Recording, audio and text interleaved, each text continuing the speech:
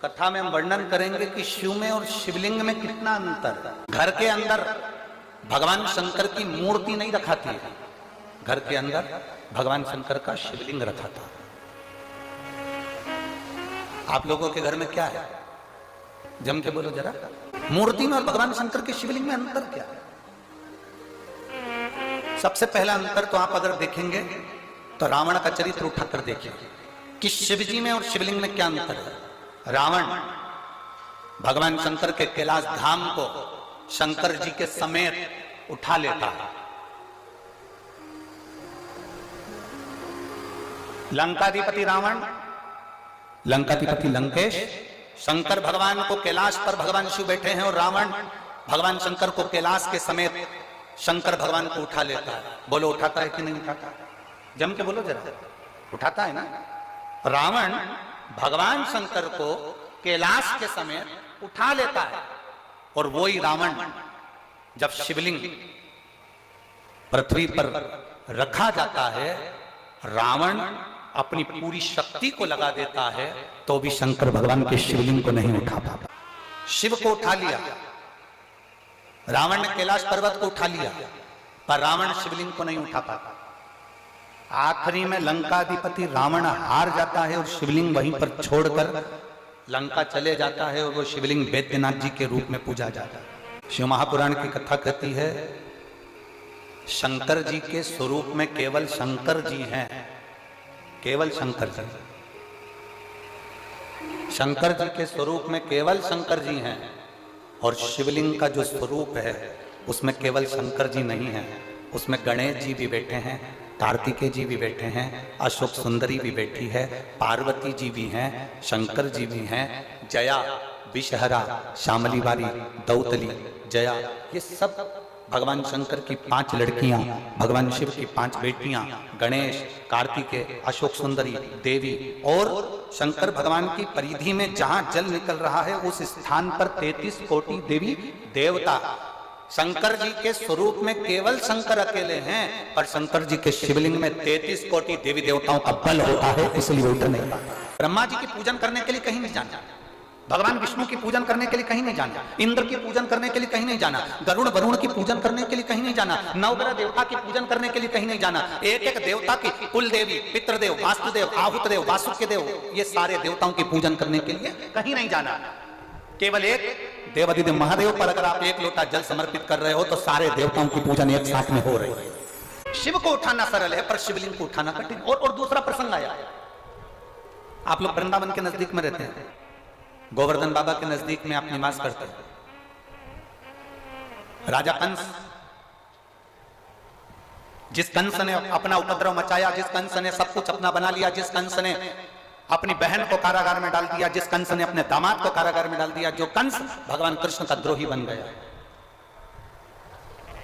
वो कंस महेंद्र पर्वत पर जाकर, जिस जगह पर भगवान परशुराम बैठकर तप साधना करते हैं, कंस परशुराम भगवान को पर्वत के साथ में उठा लेता है। और कंस, वो राजा कंस महेंद्र पर्वत पर परशुराम भगवान को महेंद्र पर्वत के समेत उठा लेता है, महेंद्र पर्वत के साथ। अब एक दिन कंस आया और परशुराम भगवान महेंद्र पर्वत पर बैठकर तप साधना कर रहे थे और कंस उनको उठाने वाला, पर्वत उठता नहीं है।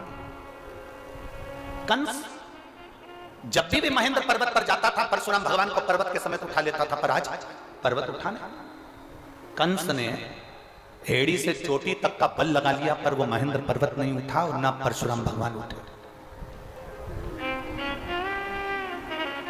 ना परशुराम जी उठ रहे हैं, ना वो महेंद्र पर्वत उठ रहा। कंस को लगा कि आखिर हुआ क्या ऐसा कि जिस महेंद्र पर्वत को मैं उठा लेता था वो महेंद्र पर्वत आज उठ नहीं रहा, जिस परशुराम जी को मैं महेंद्र पर्वत से साथ में उठा लेता था वो महेंद्र पर्वत नहीं उठ रहा। आखिर बात क्या? कंस की बुद्धि में ये बैठ नहीं पाया कि आखिर हो क्या रहा। रावण को भी ये सुध में था, मैं जब कैलाश पर्वत उठा सकता हूं, मैं जब शंकर भगवान को उठा सकता हूं, पार्वती जी को उठा सकता हूं, मैं गंगा की धार को उठा सकता हूं, मैं नंदीश्वर को उठा सकता हूं, तो फिर ये शिवलिंग क्या लगता है, शिवलिंग को उठाने में मेरा क्या जाता है। पर्वत को उठाना सरल है, शंकर भगवान को उठाना सरल है, पार्वती जी को उठाना सरल है, नंदी को उठाना सरल है, पर शिवलिंग को उठाना कठिन है, क्योंकि उसमें सारे देवताओं का बल और तत्व प्राप्त हो गया। शंकर भगवान के स्वरूप में जो बल है उससे 1000 गुना ज्यादा बल शिवलिंग में है। कंस महेंद्र पर्वत को परशुराम जी के साथ में उठा लेता, और वही परशुराम भगवान जब उस महेंद्र पर्वत पर बैठकर एक दिन भगवान शंकर की शिवलिंग की आराधना कर रहे होते हैं, भगवान शंकर के शिवलिंग का पूजन कर रहे होते हैं, भगवान शंकर के शिवलिंग की आराधना कर रहे होते हैं, तब कंस उस महेंद्र पर्वत को उठा नहीं पाता।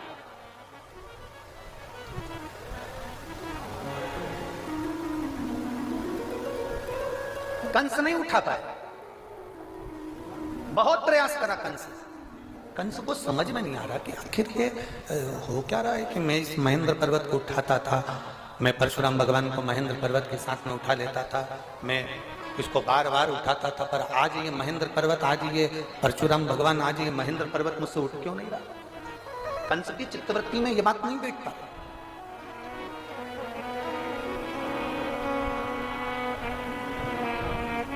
ना रावण जान पाया कि शंकर के शिवलिंग में कितना बल है, ना कंस जान पाया कि शंकर के शिवलिंग में कितना बल है। और कई संसार के ऐसे लोग हैं जो भगवान शंकर के शिवलिंग के बल को नहीं जान पाते, जो शंकर भगवान के शिवलिंग के जल पर, शंकर जी पे चढ़े हुए एक लोटे जल को जो पहचान गया, शिव जी पे चढ़ी हुई एक बेलपत्री को खाने से क्या क्या फल मिल सकता है, जल पीने से क्या मिल सकता है, उस जल को केवल अपने दरवाजे पर छींटने से क्या बल मिल सकता है, समीप पत्र का क्या बल हो सकता है, जो जान गया वो अपने जीवन में आनंद की अनुभूति करे। जितना मेरे महादेव के स्वरूप में बल है, शिव महापुराण की कथा कहती है, उससे 4 गुना क्या 1000 गुना बल मेरे देव महादेव के शिवलिंग में होता है, जिस पर जल चढ़ाकर पीने से भी रोग का निवारण। कंस महेंद्र पर्वत को नहीं उठा लगा उसको, कारण क्या है, क्या हुआ ऐसा कि ये पर्वत नहीं उठ रहा है, क्या हुआ ऐसा कि ये पर्वत नहीं उठ पा रहा, हुआ क्या। कंस ने ध्यान लगाकर पर्वत के ऊपर चढ़कर देखा तो कंस को समझ में आया कि परशुराम भगवान जब अकेले बैठते थे तो मैं महेंद्र पर्वत को उठा लेता था, परशुराम भगवान जब बैठते थे तो मैं पर्वत को उठा लेता था, उठा लेता।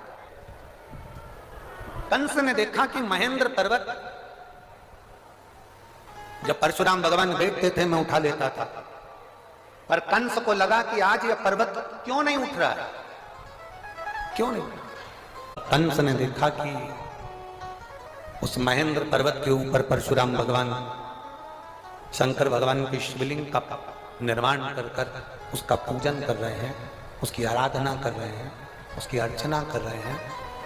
तब कंस समझ गए कि यह पर्वत अब उठने वाला नहीं, अब नहीं उठ सकता। जितना बल भगवान शंकर के स्वरूप में नहीं, उससे 1000 गुना ज्यादा बल शंकर भगवान के उस शिवलिंग में होता।